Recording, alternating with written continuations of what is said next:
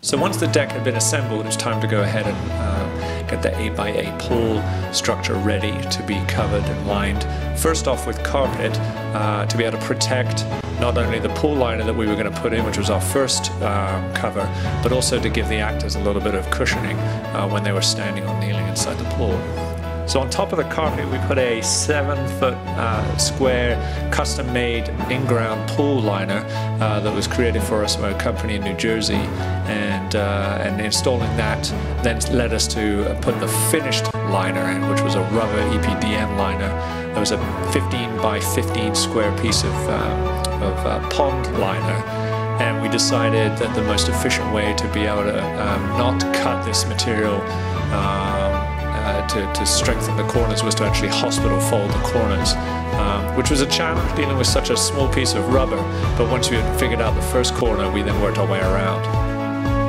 The last thing we had to do before we started to paint the finish coat for our painting was to then just seal the perimeter of the pool, then begin painting. And our paint is actually a custom-made textured paint. And this paint actually has aggregate mixed into latex paint, and the aggregate creates a rough texture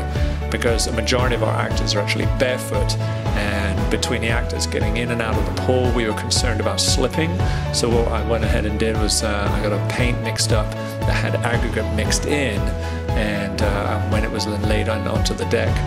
it creates this rough texture underfoot, so even when water is spilling out of the pool onto the deck, there's a very limited amount of trip hazard. So once the paint was done, we're going to go ahead and give a finish coat of wood graining, and then we'll do one final coat to kind of seal everything off, and then we will begin filling the pool with water.